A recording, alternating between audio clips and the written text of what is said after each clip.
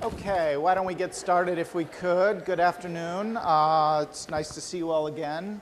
Today we're going to be talking about attraction in close relationships and how it is that two people who begin their lives as complete strangers to one another can end up in committed partnerships. How is it that those two people get together in a relationship as opposed to any two others? And before we get started, I want to make two announcements. The first one is that I will have office hours. I had office hours today from 1 o'clock till 3 o'clock, and I will again next Friday as well, 1 o'clock to 3 o'clock. And my office is 2263C, 2263C Franz Hall. That is in the middle building, not the old building or the tower building, but the middle building. And it's on the second floor, and I face out this way toward the fountain. Okay? So come see me on Friday, and I will be there at 1 o'clock. And I think you already know Lisa's office hours. Those are in the syllabus. And if you have any questions especially that are details of the reader you need a little clarification with, that can be handled by email, those would be best directed toward Lisa. But if you want to come and talk to me, please do that. Please come and talk to me. It is actually my job to come and to talk to you. So I enjoy talking to you, and I hope you will take that opportunity to do so. The other announcement I want to make is about a talk. It will be given by Scott Coltrane, who is actually the dean of the College of Arts and Sciences at the University of Oregon. He's also a distinguished sociologist who has spent a lot of time doing very good research on father involvement. He used to be at the University of California, Riverside. He's since moved to Oregon. He will be giving a talk on father involvement, economic stress, and family rituals in Mexican-American and European-American families. This will be held Wednesday, April 22nd from 12 o'clock to 2 o'clock in 352 Haynes Hall. So if you have any interest in sociology of families or Hispanic families or the development of adolescence, especially within the context of families, I would encourage you to attend. Again, that is Wednesday, April 22nd, 12 to 2 in 352 Haynes Hall. Okay.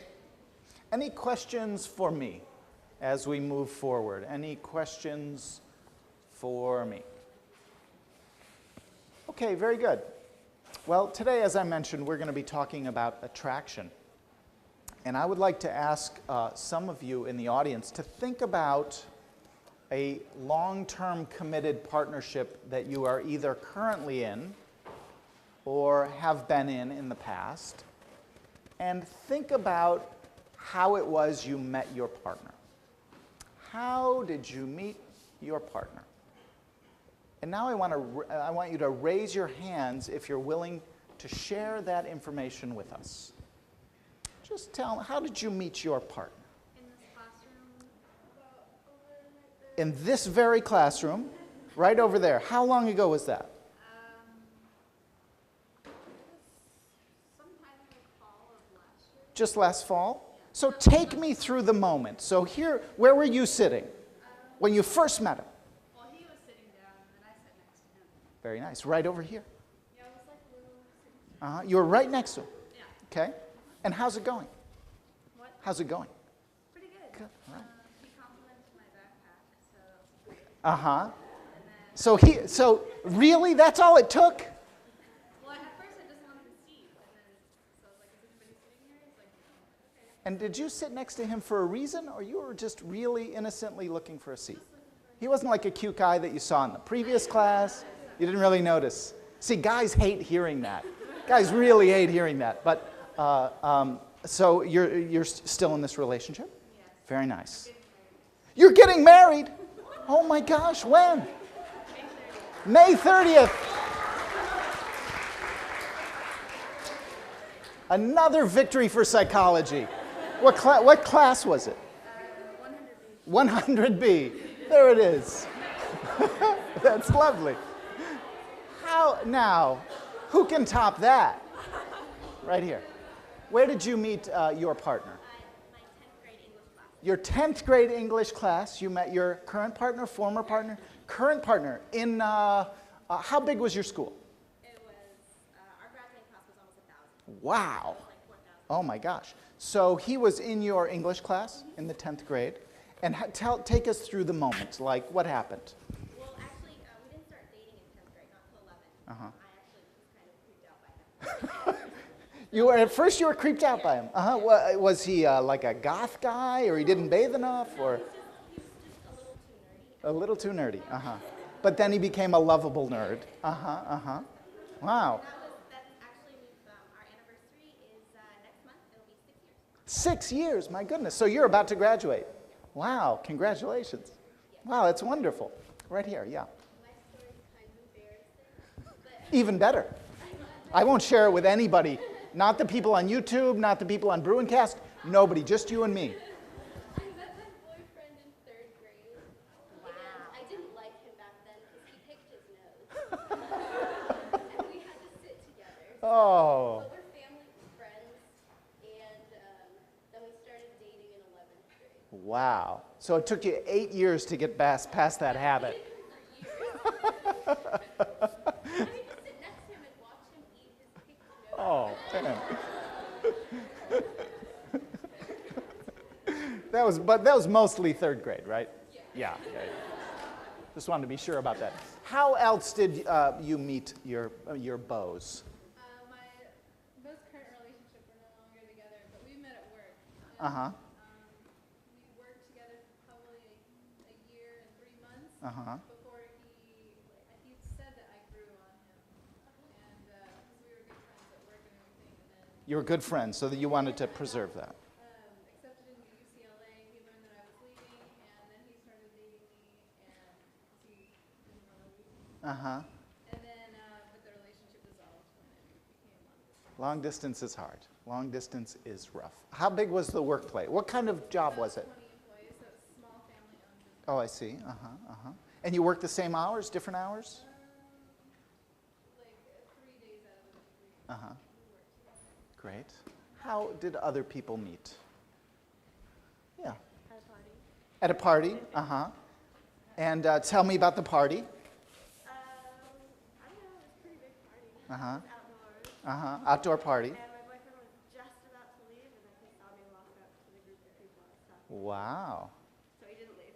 And you stopped him in his tracks. Yeah. Wow. So he said. Uh-huh. Very nice. Uh-huh. Right here? Yeah. This is whose story? Your twin sister. Oh, very nice. In Holland? Uh-huh.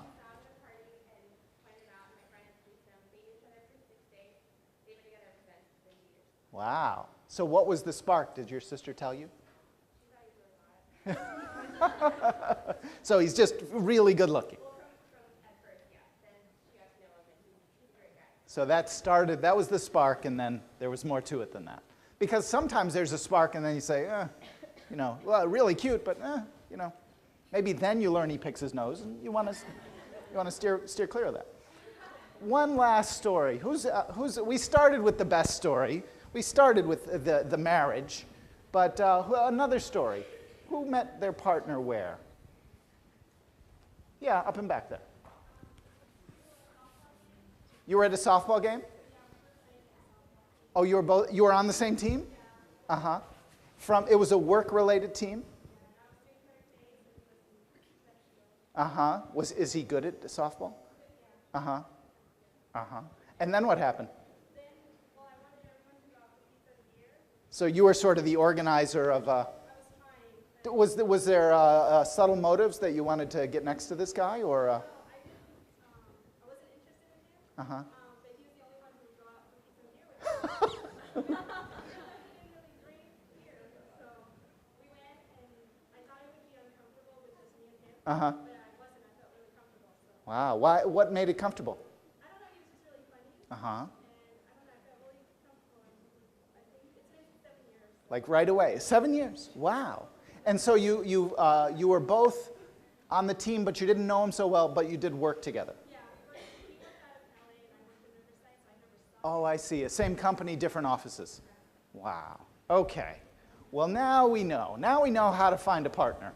And it is to get on a softball team, or to take a class at UCLA, or to sit next to somebody in 3rd grade who picks his nose, Our question is, and you've sort of already filled in a lot of the interesting details, how is it that two people end up as mates? How is it that two people end up in a relationship for 7 years or about to get married or 6 years? How is it that people end up in long-term committed partnerships even though they start off as two complete strangers? How does that happen? What's the sequence of events? A psychology of human intimacy has to explain that. And we have some good clues, and you've certainly provided some of the illustrations of those clues.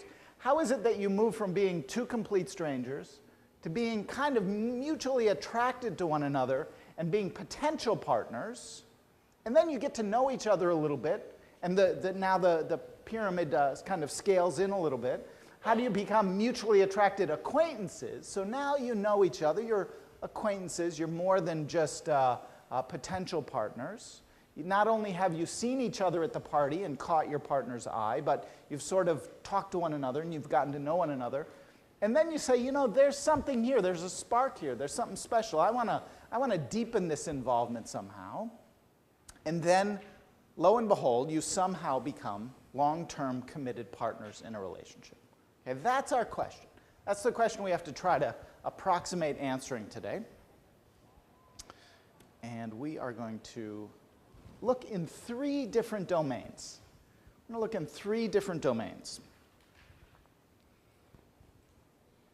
The first one is the nearness, proximity, closeness, physical closeness to your partner, just being near them, right? It's hard to have a relationship if you don't have, at the very start, some sort of contact. It's possible through the internet to generate that kind of contact, but lots of times it starts just by seeing another person, just by being near them. You're in a certain kind of situation, and you're near them physically, okay? So proximity and situation, we'll talk a little bit about that. Then we'll talk about individual characteristics, and we'll talk about personality traits, like he just seemed nice, I just liked him, he just seemed really hot. That was her twin sister. He just seemed to look really good. But it wasn't just that he looked good, right? That's important. It's a good way to get things started. But it's not just in that case. How long did you say your sister had been with that guy? 2 years now. But there was something more. When they talked, when people talked, there was a connection, right? So we have to look in all 3 of these domains. How they come to be in the same ballpark, as it were, how they come to be in the same class, how they then see one another and kind of get attracted to one another, and then what is it about the conversations, what is it about the disclosures that people make that bring them together a little bit. So we're going to take these 3 different domains as the places where we're going to look for our answers, and it is also going to be kind of the order that we follow in answering our question. So let's start with familiarity and proximity. Familiarity and proximity. In psychology generally, we know a lot of research, really sort of what we think of as basic research. If you're doing a research project and you show people circles of a certain color and triangles of a certain color, and you show them more circles than triangles, and then you wait a while, and then you say, which one did you like more? They say, I don't know, but I kind of like the circles. We like things that are familiar, right? The mere exposure effect is very powerful. We tend to like things that we see over and over. This is the power of advertising, unfortunately, and why people invest so much in advertising. I want you to get familiar with a product, right? This is research done by a guy named Robert Zions at the University of Michigan a long time ago. We like something the more we see it. And this is true within relationships as well. If you see somebody a lot, and you see them in lots of different situations, it reduces the likelihood that they're going to be any kind of threat to you, okay? It makes us, it increases the chances that we're going to interact with that person, and it gives us information that will allow us to make a decision about whether we should move forward or not, right? But so you want to have frequent contact, and you want to become familiar, and you want to become proximal to another person, and this promotes familiarity. We like things that we're familiar with, okay? We can also create proximity online, of course, right? So It's interesting that, have any of you met a long-term partner online without ever seeing their picture, like without ever actually seeing them, just exchanging email? Does that happen to any of you? We can do that with anybody. We can get to know people that way, yeah.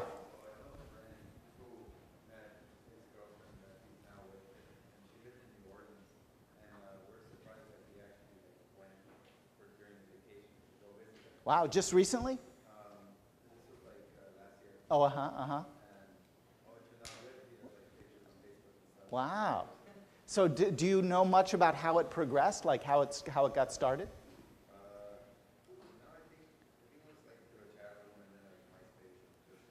Uh-huh. Do you know at what point that they disclosed their pictures? I guess on Facebook you can see that pretty quickly. Yeah. Uh-huh. But after the visit, they really ended up liking each other, though, huh? Yeah. So we can create familiarity like just through regular email contact. In fact, lots of times you can have more familiarity with someone who lives really far away than you can with a person who lives in your dorm, right? Because technology now gives us all kinds of access to other people, and in fact, you can do a lot of, you can learn a lot about somebody without them knowing about it by checking them out on Facebook and seeing who they're friends with, right? Yeah. I was going to say that my friend, she met her boyfriend, her boyfriend now on Craigslist. She was buying Lakers tickets. She was buying Lakers tickets? Uh-huh. She was off Craigslist, and they met like a couple days later to meet up and like have him give the tickets to her, and they like started to like each other. Wow. And a week later, they were together. Wow. Interesting. Uh-huh. Was she a real basketball fan or not so much? She was just unloading some tickets? No, I guess Yeah. she was going with one of a friend of ours, and yeah, wanted to go to the game, I guess. Wow.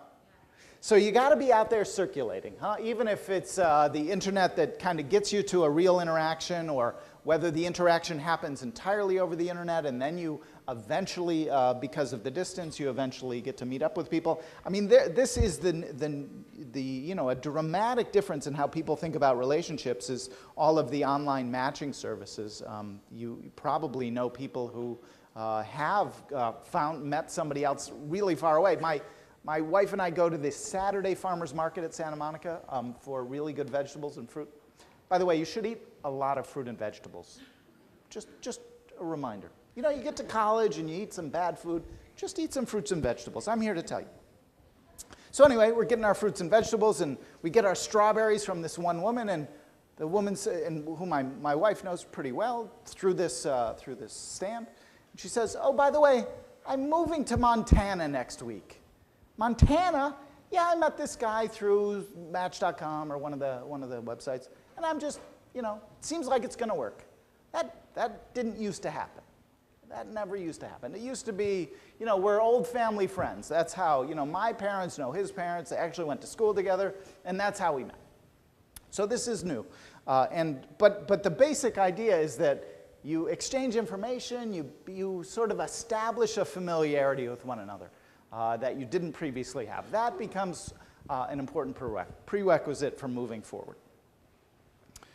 Okay, here's a famous study by Leon Festinger and Stanley Schachter of a housing, this is a dorm at the University of Michigan, as it turns out.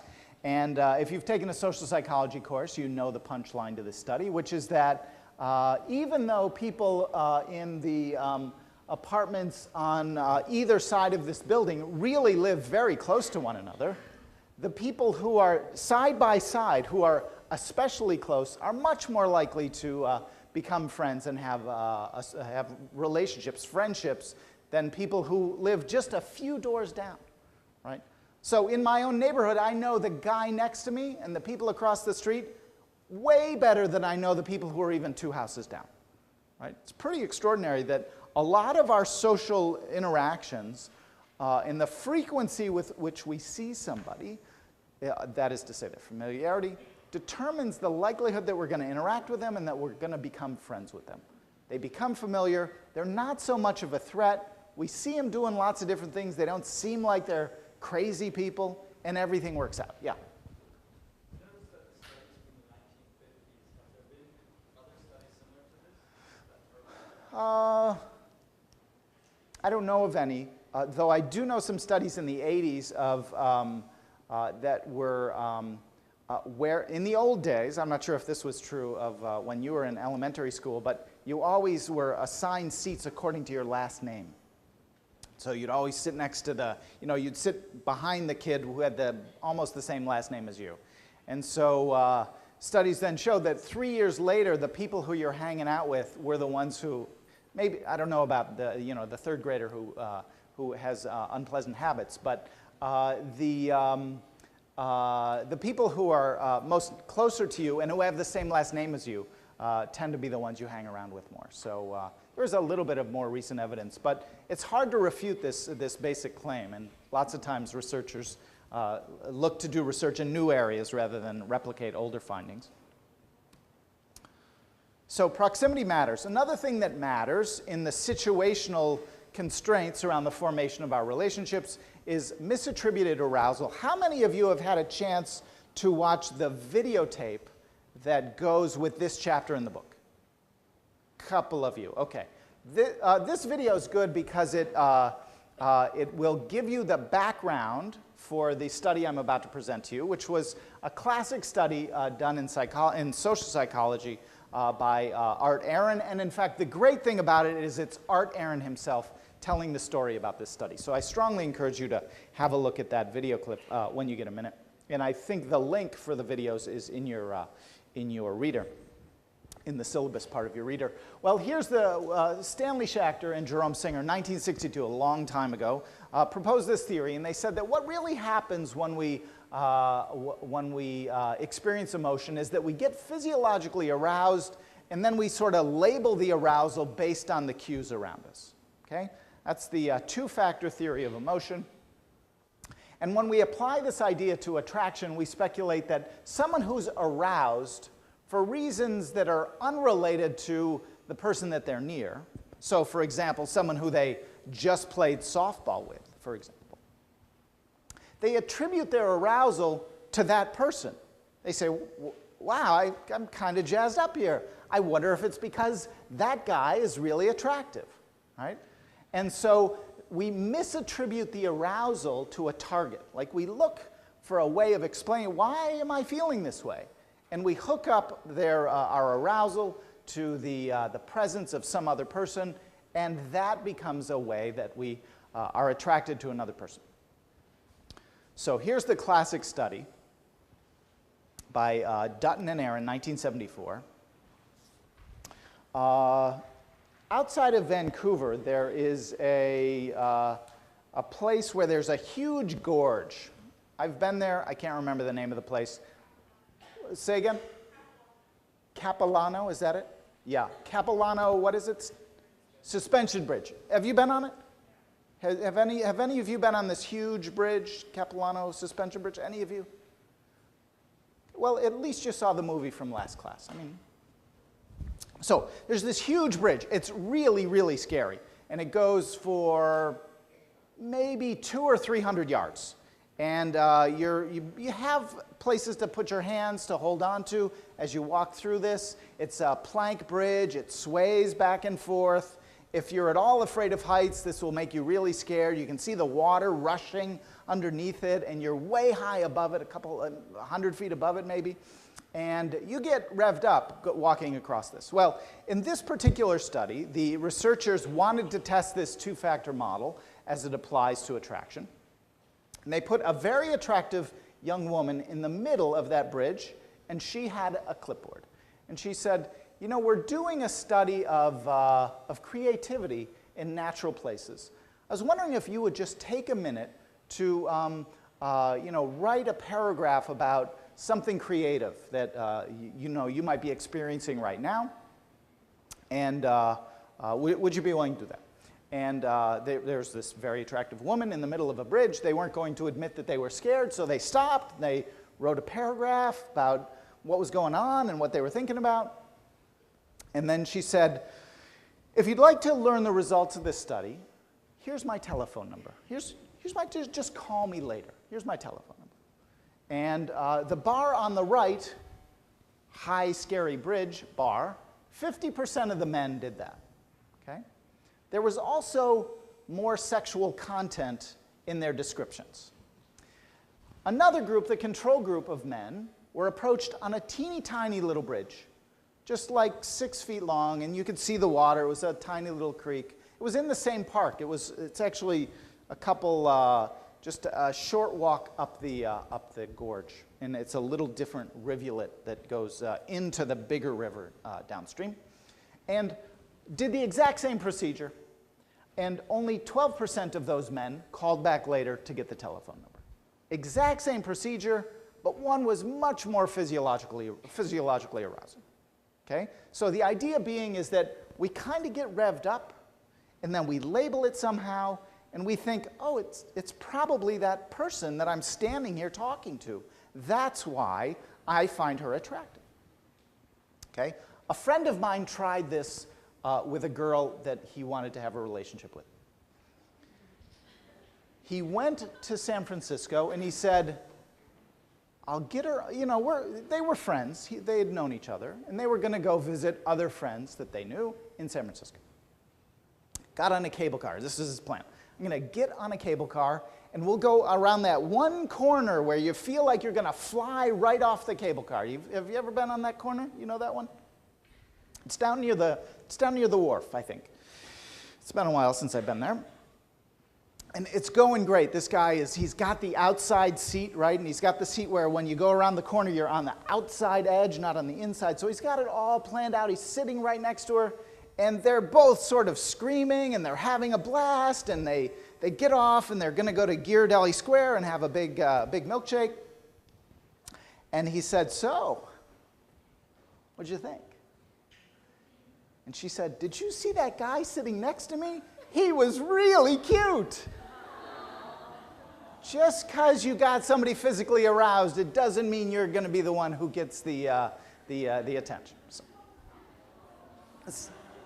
you know, he tried. At least he was a scientist about it. Okay, so physiological arousal matters. Attraction gets us good. When we think about being attracted to another person, we do think about physiological arousal and the labeling of that arousal as sort of an interpersonal experience, even if that's not exactly the source of the arousal itself.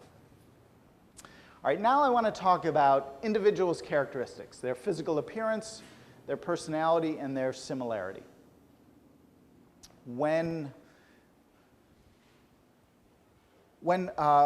online dating services create the images on the screen, you know, the thing that you see when you try to meet somebody online, and you've put in your profile and you're seeing what matches come up.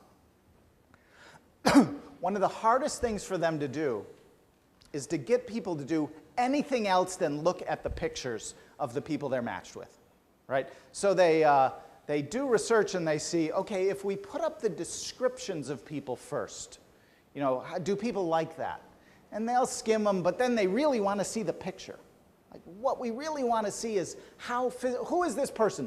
Tell me that first, then I'll read the description, right? And so they have a real problem. Like, if they don't have enough physically attractive people in their data set, in their entire pool of people who have submitted profiles, you end up with a lot of disgruntled customers, right? And then you end up, if all the attractive people, the people who are really photogenic, get pulled off, then you've got a lot of people within your pool of participants who are not getting batched up, and they get frustrated, and then they don't continue their subscriptions, and the companies don't make their money. So attraction, the physical appearance of a potential partner, is very, very powerful. And they worry constantly, I know, from talking to somebody who does this for a living, they worry constantly about when do you show somebody the picture, or how do you show somebody the picture, or how do you contextualize the picture around some other information, because it's such a powerful stimulus for us when we think about connecting up and finding a mate. So let's talk about physical appearance. We want to be with somebody who is physically attractive. This is true regardless of how attractive we are. It's true regardless of our own gender.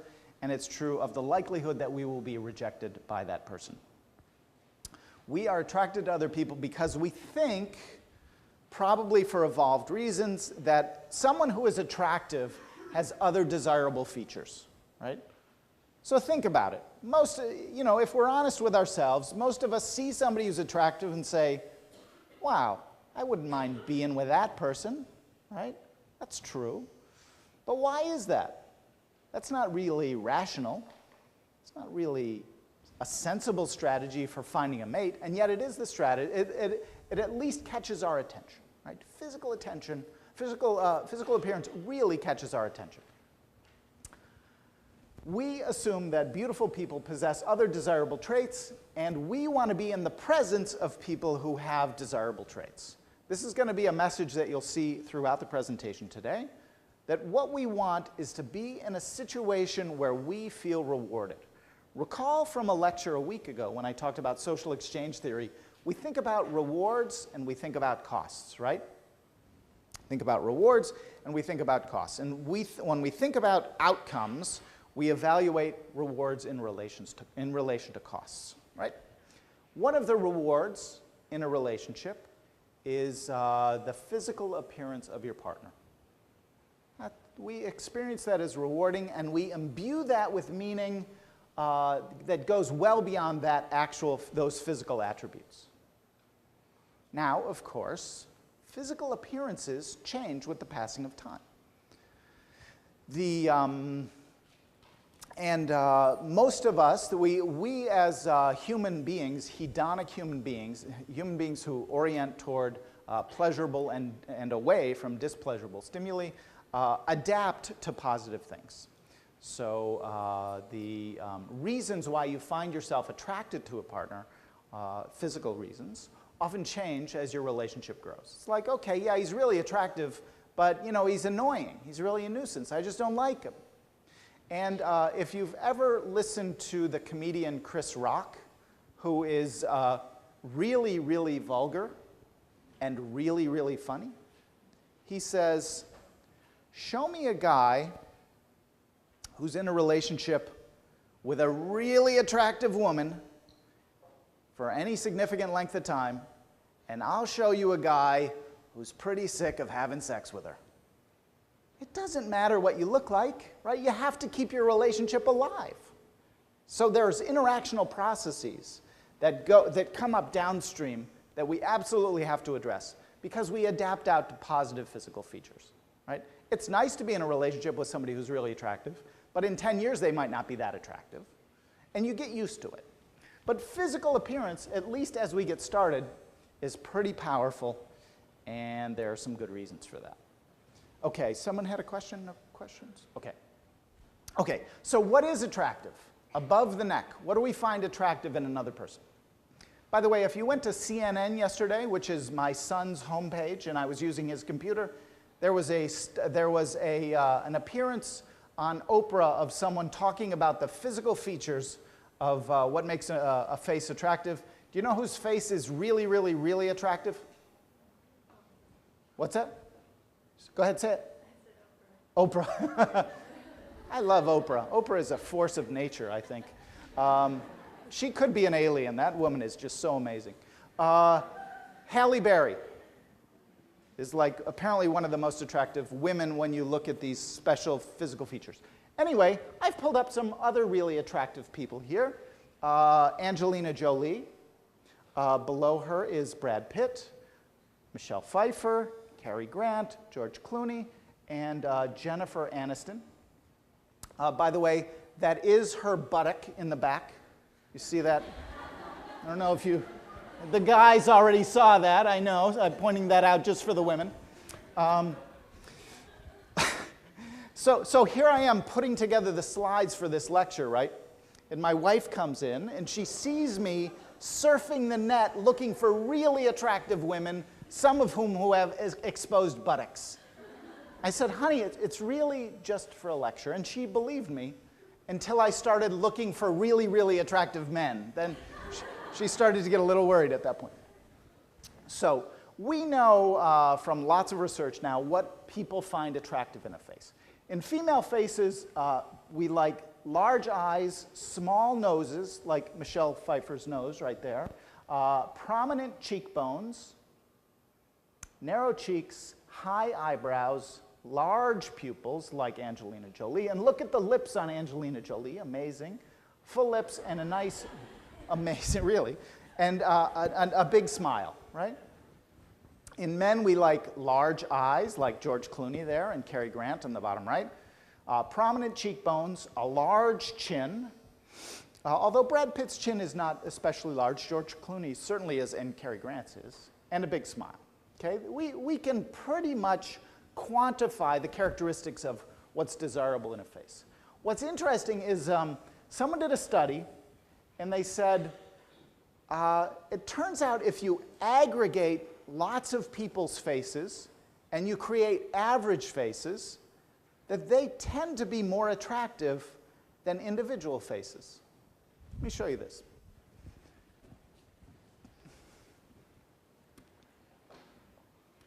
So here are composites on the left of the same person, basically, a female face, and a male face here on the right side.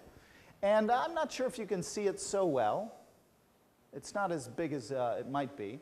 But you can see that the upper left, in both pairs of the pictures, the sets of pictures, there is the 4-face composite. Can you guys see that on the upper left?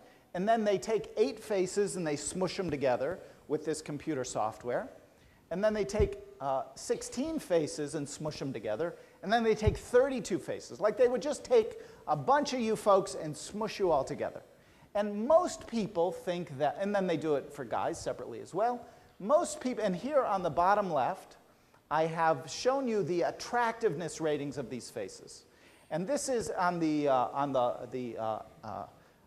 y-axis, up and down there. You see the level of attractiveness, and higher numbers mean higher levels of attractiveness, and lower numbers obviously mean less attractive, as a function of how many faces got smushed together. Okay? Now, I don't know if you can see the upper left compared to, say, the bottom left, but you can. She looks, in a scary way, she kind of looks like Britney Spears. Am I the only one that sees that? But you can kind of, no, you see that as well. Okay, good. That was unintentional, by the way. So most people think that the person on the upper left is way more attractive than the person on the bottom right for men and women. Do you see that? Upper left. You see the woman on the upper left? She's less attractive. Yes, exactly. That's the point.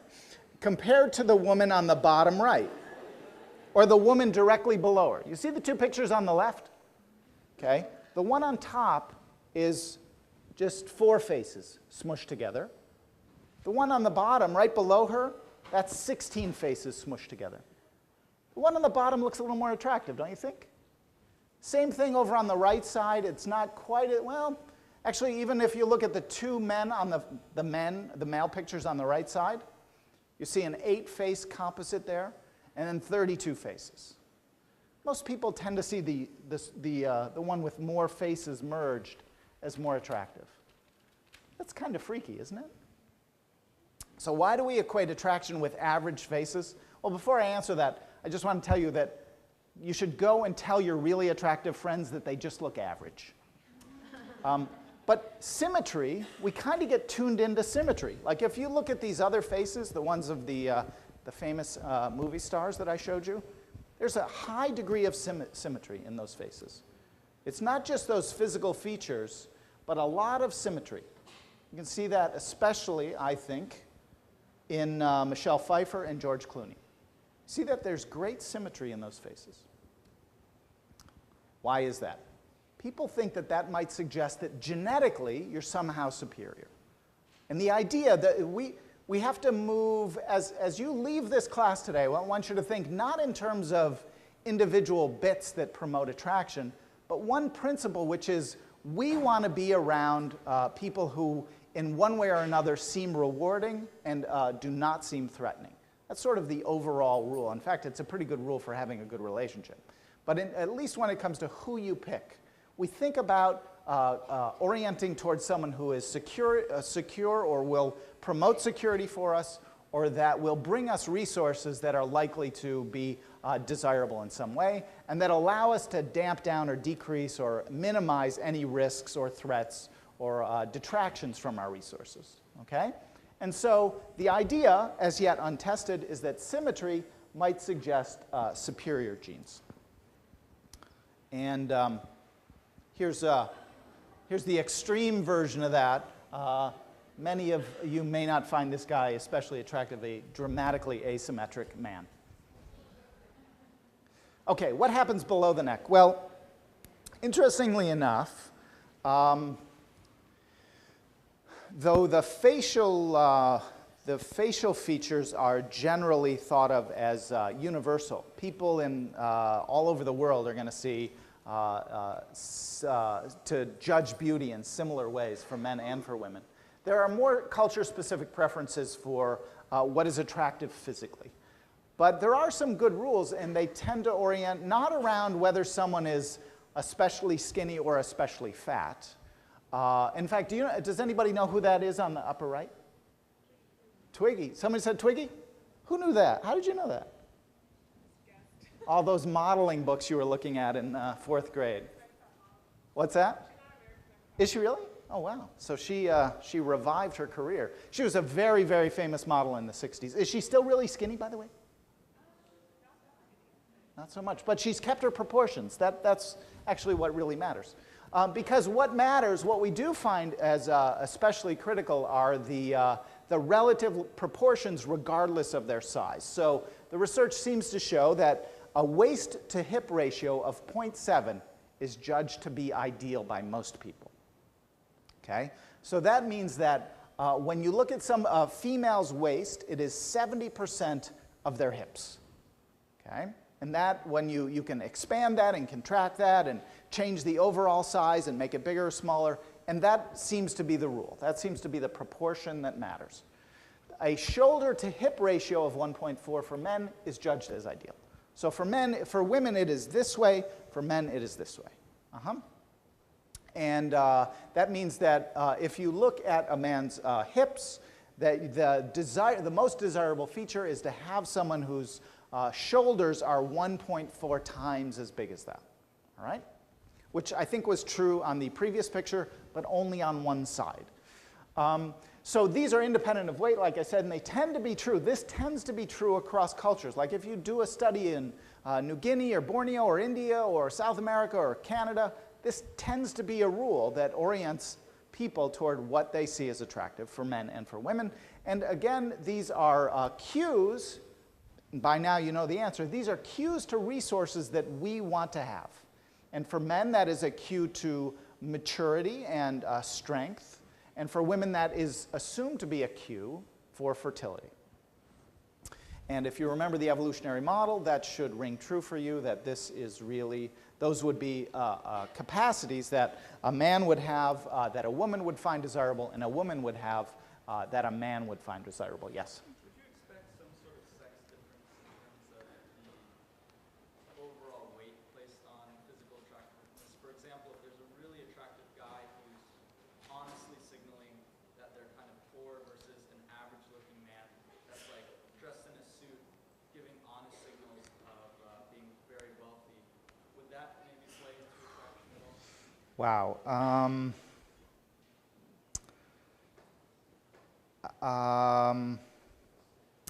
I seem to remember a study about this, and I can't quite pull up. Does anybody remember a study like that? Do you know a study like that? I think the answer is that physical attractiveness is more important to men picking women than women is to men. But that's not your question, really. Sort of. But there was a study, oh boy, it was, I just remember, I read too many studies. It was about, taking a taxi driver who was really nice but sort of unattractive as compared to a really attractive guy who was a banker who was not very nice, and most women still took the guy who looked really nice. I'll try to track down that reference for you. Let's turn from physical attractiveness above and below the waist to personality. We are certainly attracted to people with certain kinds of personalities, especially when we think about long-term commitments. When we think about shorter-term commitments, our mating strategies can change, and they're less oriented toward the resources that are likely to have relevance for longer spans of time. So most of us, no surprise, would rather be with someone who's sincere rather than insincere, so that they're trustworthy. Someone who is more intelligent than not. Someone who is warm rather than cold, and someone who is preferred as are preferred as mates over people who are selfish, rude, obnoxious, and deceptive. No surprise, because those are not rewarding kinds of features of people to be around, right? And we don't want to be deceived, and we want to be taken care of in our relationships.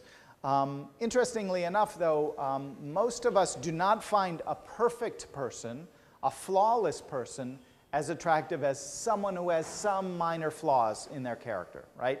It's a little bit, and again, why might that be? Probably because that's a little bit threatening, right? Like dating the quarterback who's the superstar, who's always great, and everything's always working great for him, that's sort of threatening. Wouldn't it be great if he had all those characteristics, but, had some other foible, like he had some funny comic book collection or something. I don't know. Some little quirk that you said, wow, now he's human. Now I can relate to him, right? Okay, now I can relate to him. He's still got a paper route. Yeah, that's not right.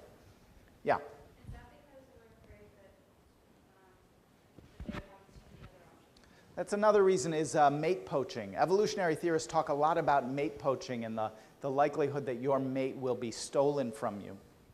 And so, at least in the shorter term, I don't think that's a huge issue, but for longer term committed partnerships. But I think most of us really try to maximize our outcomes. We really try to, get the most attractive and desirable mate we can, and then defend our turf, as opposed to, trying to defend our turf before we choose people. So I think it has more to do with wanting to be around someone who has some imperfections, some lovable, kooky, quirky flaws, is my sense.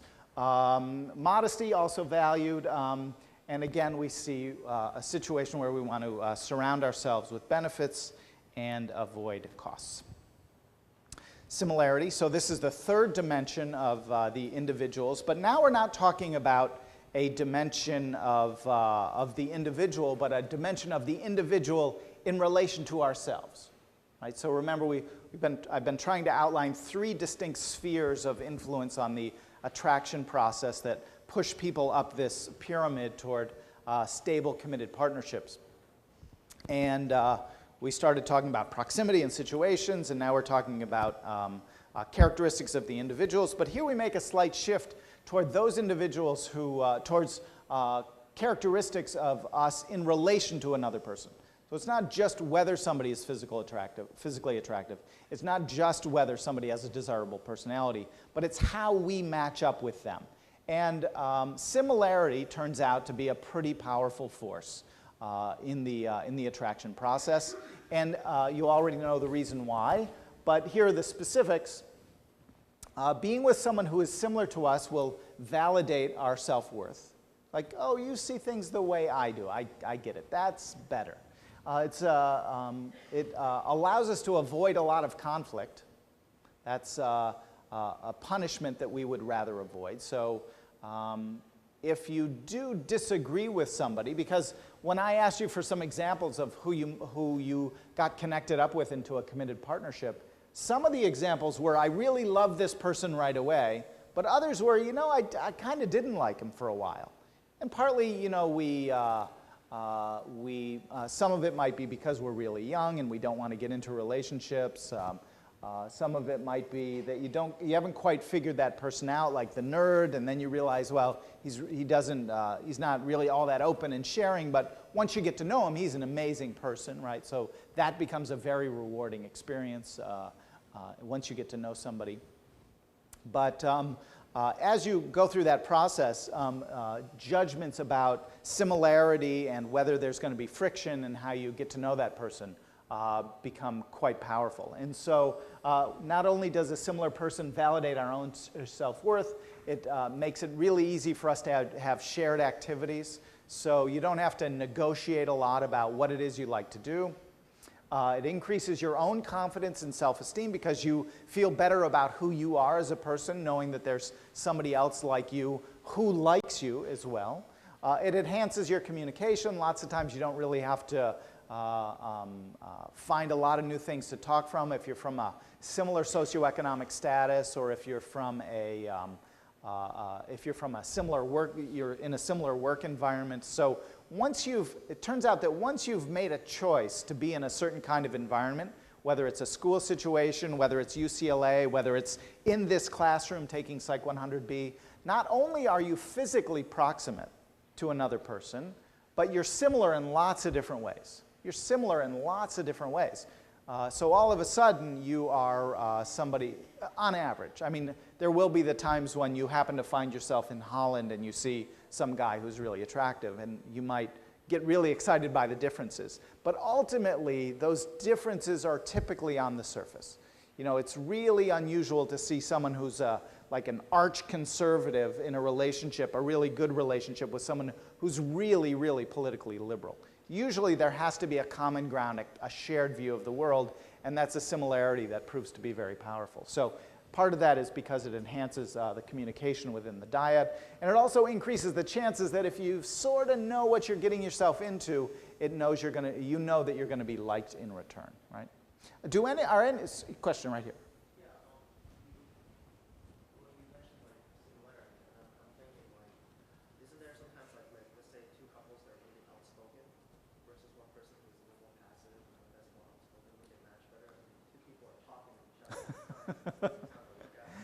There are, what's tricky about thinking about attraction in relationships is that they are so multidimensional, so that they might really not be all that pleased with the fact that they both talk a lot and they have to compete for the floor when they talk with one another. But there might be a lot of other domains in which they find similarity, and maybe what they really do like is the high level of energy that each one of them possesses. So you know, it's the studies of attraction, while I think they're really informative, and I think they're well laid out in your reader, often underrepresent the complexity of the process involved in really meeting somebody.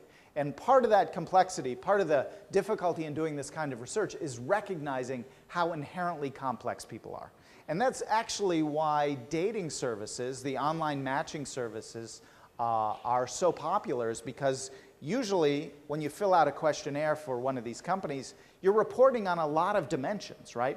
And they're trying to see how similar you are. That's sort of one of the big ticket items. That's one of the leading ways that they try to match people is, who are you similar to, and are there any kind of rule outs that, that you have indicated in your profile that the other person doesn't possess, right? So there are some things like, are you a smoker or not? And some people say, I will absolutely not be in a relationship with a smoker, right? They'll usually say that, and then these companies will say, okay, all the smokers, well, they're not in your pool. These are all non-smokers, and then that becomes how you match, right? But there are times in the free market, in the open market, when you say, I would ask you today, do you want to be in a relationship with a smoker? And you say, no, I don't want to be in a relationship with a smoker. Why would? And then you see this person who's really attractive, and they're really interesting, and they're a lot like you, and then you say, so she smokes. You know, I can change that, or we can deal with that, right? So people are amazingly complicated. The matching process is amazingly complicated, and the online services go very far, but they really operate, for the most part, not exclusively, on a similarity sort of matching. But we do know that the kinds of things that you say you prefer are not always what ends up predicting whether you like somebody. That's the article that that's the paper by Eli Finkel that is cited in the reader. So where was I going with that? This is really well articulated in the video. Art Aron, A-R-O-N is his last name, talks about how what you really want is someone who is very, very similar to you on the dimensions that matter to you, like religiosity or political beliefs or orientation toward having children. Whatever it is that's important to you, you kind of look for that. You know, you're looking for someone who's ready to settle down. You're looking for someone who's absolutely not ready to settle down. You're looking for someone who likes to go to church. You're looking for someone who likes to go to your church. You're looking for somebody who absolutely doesn't believe in God, right? That might be the priority. And once you find that, once you find the similar dimensions, then you say, I'm open to some differences after that, right? Because that would spice up my life. So once we've got that first line of defense covered, once I've got a person who, you know, pick one, is really interested in travel and that's how they want to live their life, or really interested in settling down, or really interested in raising dogs, or really interested in raising kids, or really is going to let me watch basketball a lot. Once you've sort of solved the big ticket items, then you're free to pick a lot of the smaller ticket items. So you talk about communication and level of engagement in communication. Well, it depends on where that is in your hierarchy, and it depends on whether you match on it or not. If it's low in your hierarchy and you've got a lot of other really good similarities, well, you'll be willing to tolerate somebody who talks a lot when you're trying to talk, right? If you've got the big ticket items taken care of. So that's an interesting aspect of how we match up with people. I'm not sure how well that comes in the online matching services, how much you weight those. It's been a while since I went through that once to consult on a project for somebody, and I don't remember if, I think eHarmony, for example, has 32 dimensions of compatibility or something. I don't remember if you're asked to indicate the top 5 of them or not, but it would make sense that you would. Okay, so similarity, here's a picture of a man and a woman, and the poignancy of this picture, obviously, is that they're highly similar, they're reading the exact same book, and of course their trains are likely to be going in the opposite direction. Here's a guy who says, my preference is for someone who's afraid of closeness just like me. It's actually kind of funny. You'd think that, well, maybe that wouldn't be so good for a relationship if you had two individuals who really both like their distance, but it actually might be quite a good way to think about having a relationship, is talking about the level of intensity, the level of engagement, how close two people really do want to be, and how they're going to negotiate that closeness. The interesting part, though, is that one of the most powerful experiences, and sometimes one of the most difficult experiences in relationships, is not just going into the matching service and have that taken care of you, taken care of for you. Like, you know, I found somebody that is equally interested in not being terribly close. And so that's solved. We both agree, and we don't have to talk about that. But one of the most powerful experiences you have in a relationship is having that exact conversation, right? You know, we've spent some time together, we've been going out for a while, and I sort of noticed that you like being left alone a lot. I don't like that. I'm more of an engager. I want to hang around together. I want to spend a lot of our time together, doing stuff together. And so you discover that, and you have the harder conversation. And in the process, sometimes you learn a lot about yourself from that conversation. So this guy is sort of, because he's afraid of closeness, he is losing the opportunity to get closer and to have a conversation that would allow him and another person to say, you know what, closeness is hard for me, but I wonder if we might sort of be similar in that and work together to figure out a way to stay close in a way that makes both of us happy. But the conversation about closeness is almost as important as the closeness itself. So, and by the way, that guy looks like Bill Gates, and I just can't get it out of my head. Okay, now we move into our third domain. The most, I believe, the most important domain.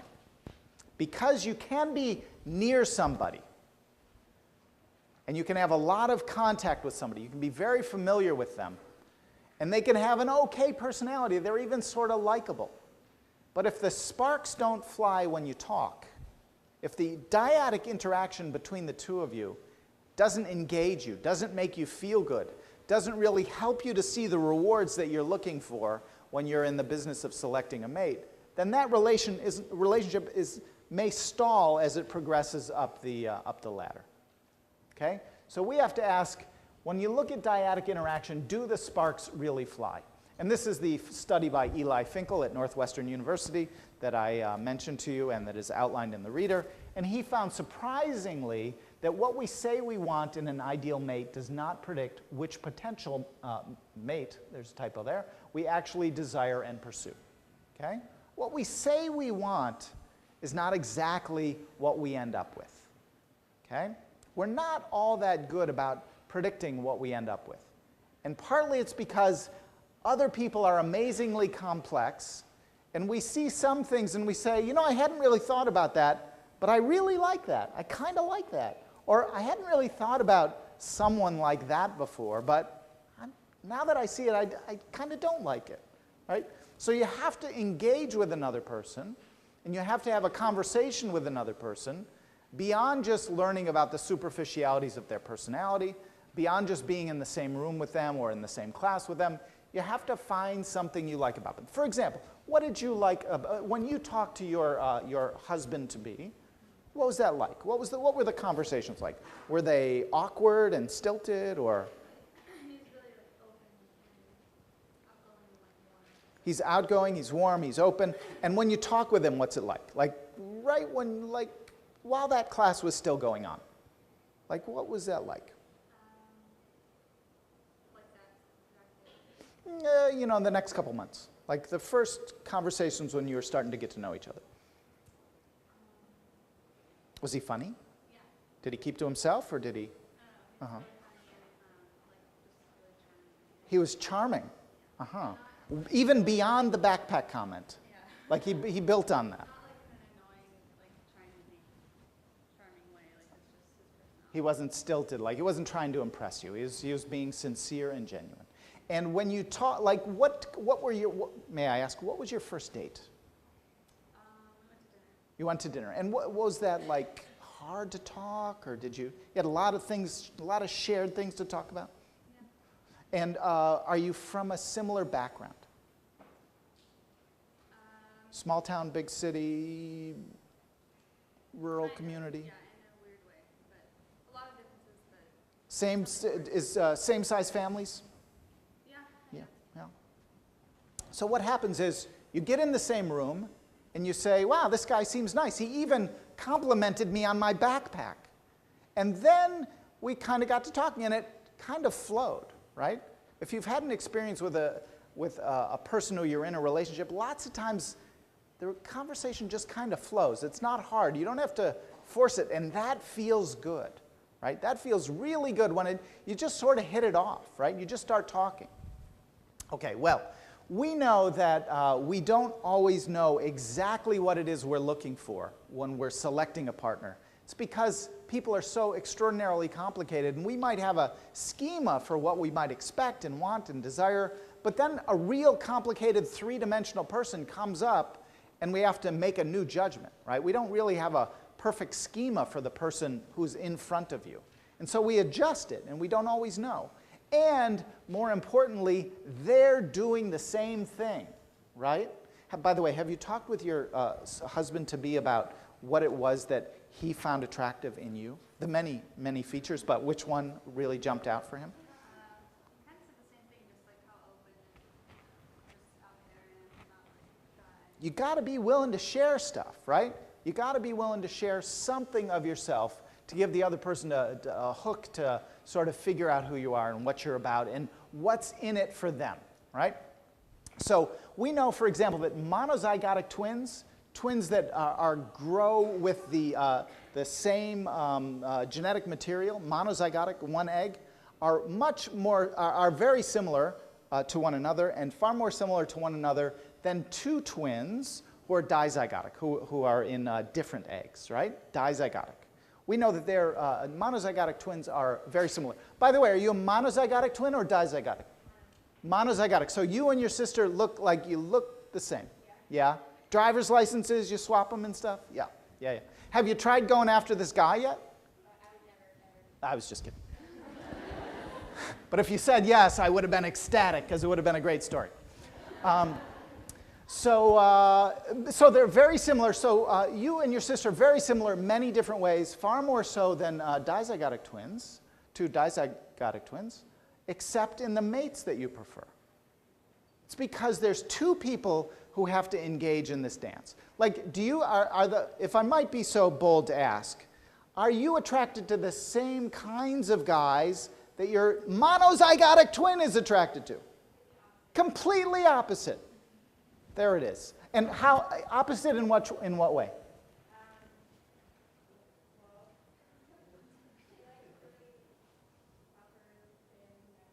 Oh, uh-huh. You like the guys with the motorcycle jackets? As if that's like the defining criterion for a bad boy, right? Like a motorcycle jacket. Stay away from those kids with motorcycle jackets. So mate preferences are dyadic processes. Monozygotic twins, really similar, lots of different ways, especially compared to dizygotic twins, but they don't differ in terms of mate selection. And that's because there's two people and they're negotiating this process, right? They're negotiating is that something I like about you? Is this a situation I like being in? What's our conversation like? How's this going, right? Because there's a whole nother part to the process. Are you similar to your sister in other ways? Like preferences for clothes and how you do in school? She go to UCLA? Wow. So they even preferred to go to the same school. You didn't get a discount for that. There's not like a twin discount, is there? Oh, she got a scholarship. You can claim it as your own, I think. So you can be similar in lots of different ways, but now you've got another person who enters the equation, and they're choosing you and you're choosing them. It has to be a dyadic process, right? It has to be a dyadic exchange. And so let's talk a little bit about that. There's some really interesting research on this, really interesting. Before I get to it, I want to tell you about reciprocal liking. We like people who like us. So now we're talking about the dynamic exchange of emotion and sentiment and information about ourselves. We like people who like us, and when couples retrospect on why they got together, one of the things that they remember is, he kind of was attracted to me too. And he liked me and I liked him, and we sort of knew it. We didn't actually come out and say it, but we kind of knew that we liked each other. It doesn't always happen that way, but at least there's usually not a huge turnoff from the very start. We like people who are not uniformly positive, but who we perceive to be discriminating in who they like, right? So if you meet up with somebody who's friendly toward everybody, you might have had this experience, like you're just coming to college for the first time and you meet somebody and there's somebody who seems really friendly to you, right? And it feels good. It's like, wow, this guy really likes me. I kind of like this. He's given me a lot of attention. And then some other woman comes along and he does the exact same thing to her and you go, oh, he's just a friendly guy. I get it. I get it. It wasn't me. It wasn't us. He's just a friendly guy, right? So it's hard to read that kind of person. So we prefer to have somebody who's a little more low-key, and then we gradually learn. In fact, there's research showing that we tend to like people who are a little bit neutral at first, and then we see the contrast in their emotional state. Oh, they've changed in a way that shows that they're more positive around us. Now I can attribute that to my relationship with that person, okay? So being more discriminating is like a nice signal. It's like, oh, there's something special about me. I want to be in a relationship with someone who thinks I'm special, right? So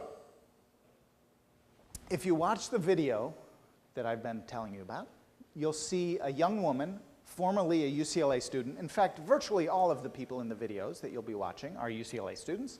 And she says, sometimes when I'm in a party, which one of you have seen the video? Did you see this one? Sometimes when I'm at a party and there's a guy I like and I see him over here, I'll see him, I will turn down a bunch of other guys and make sure he sees that, right?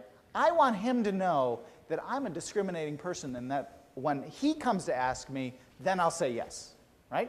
I don't want to be seen as a kind of woman who just says yes to everybody. And in fact, I want to present him with the direct evidence that shows I am going to turn other people down and save myself, preserve myself for the guy I really like.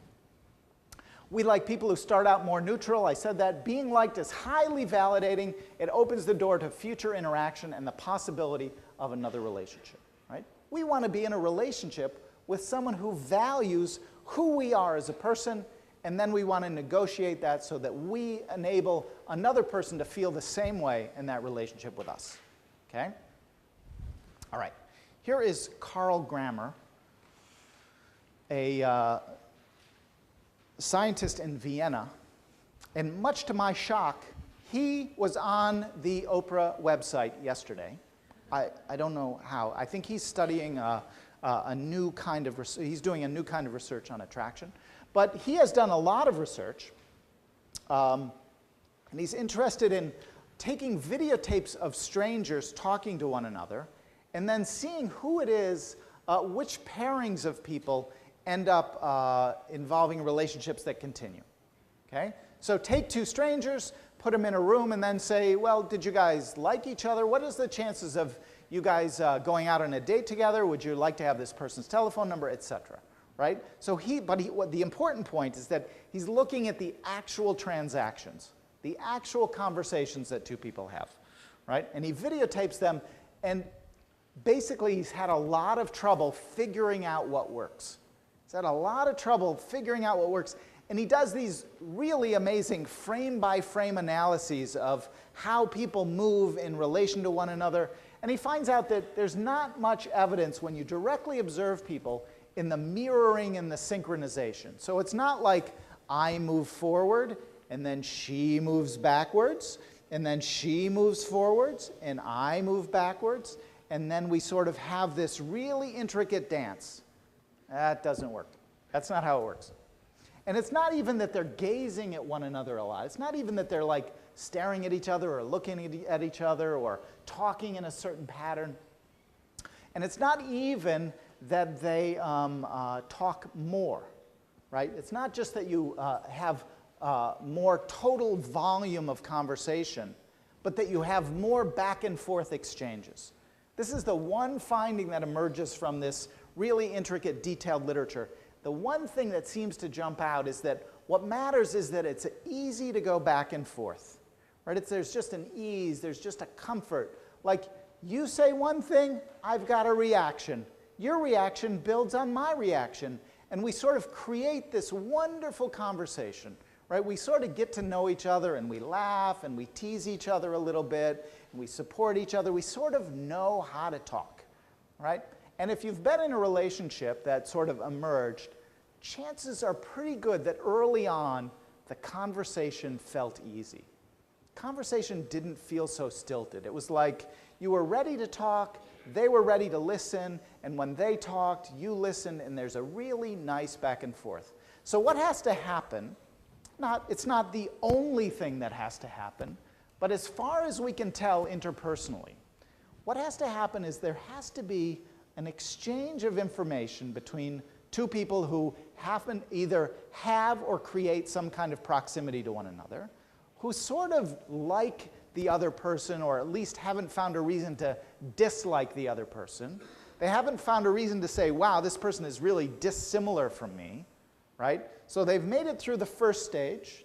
There's a proximity, there's a similarity and a sort of an attraction to this individual as an individual, and then there's something new. There's something new. There's some connection that you form, and there's some esoteric little thing that this person happens to know about, or you go to their Facebook page and you read about this band that you thought only you knew about, and this person knows about that. What are the chances that that would be true, right? And then you have this little special experience that you can talk about.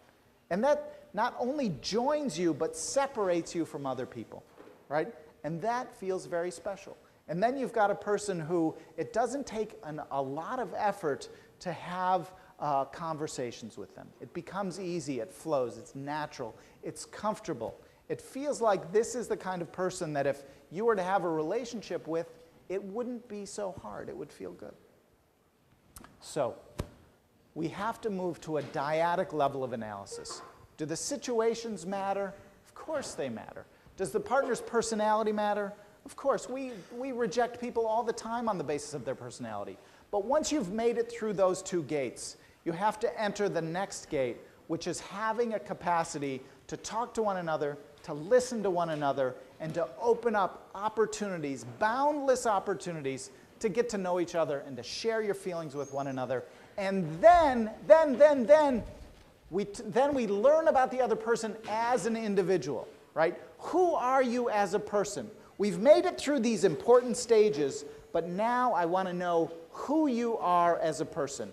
We're going to talk about exactly that issue in our next two classes. Who are you as a person, and how do we bind together? So I will look forward to seeing you on Wednesday, and I hope you have a great weekend.